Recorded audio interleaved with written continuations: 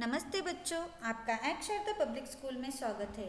आज हम कक्षा तीसरी की पाठ दूसरा स्नो वाइट और सात बौने के बारे में जानेंगे। तो चलिए बच्चों पढ़ते हैं पाठ दूसरे की ओर। पाठ दूसरा स्नो वाइट और सात बौने। इस पाठ में पात्र हैं स्नो वाइट, रानी, बौने, राजकुमार और सिपाही। तो चलिए बच्चों, हमने इस पाठ के पहले सारांश को पढ़ चुके हैं, तो चलिए दूसरे सारांश को पढ़ेंगे।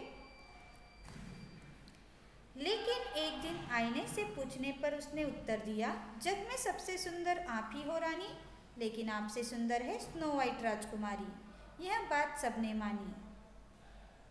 यह सुनकर रानी को क्रोध आ गया। उसने अपने विशेष सिपाही को बुलाया, उसे आदेश दिया कि वह राजकुमारी को कहीं दूर ले जाए और मार दे। सिपाही राजकुमारी को बग्घी में बिठाकर जंगल की ओर ले गया। उसे राजकुमारी पर दया आ गई। उसने उसे मारा नहीं, घने जंगलों में छोड़ दिया। घूमते घूमते राजकुमारी को एक छोटा सा घर मिला। उसने देखा कि घर के अंदर छोटे छोटे पलंग, मेज और कुर्सियां थी। वह वहीं रुक गई। यह घर बौनों का था। शाम को जब वे घर आए तो राजकुमारी को देख बहुत हैरान हुए।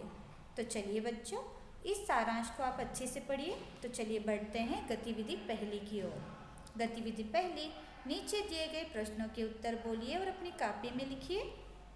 प्रश्न पहला, रानी के सवाल का आईने ने क्या जवाब दिया? उत्तर, आईने ने कहा, जग में सबसे सुंदर आप ही हो रानी, लेकिन आपसे सुंदर है स्नो वाइट राजकुमारी। यह बात सबने मानी।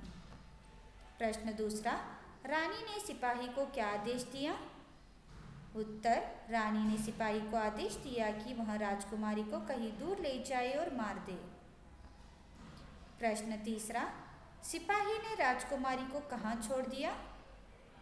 उत्तर, सिपाही ने राजकुमारी को घने जंगल में छोड़ दिया।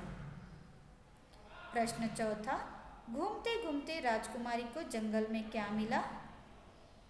उत्तर, घूमते घूमते राजकुमारी को एक छोटा सा घर मिला।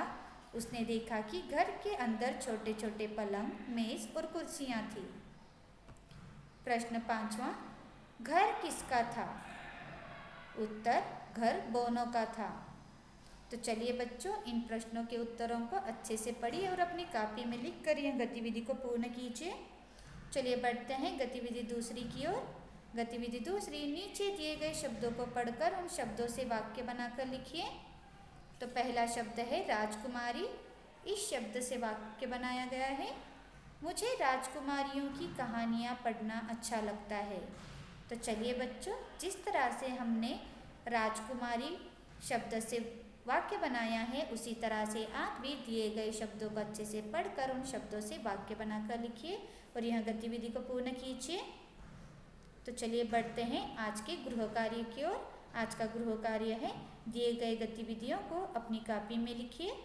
आज के लिए इतना ही, धन्यवाद।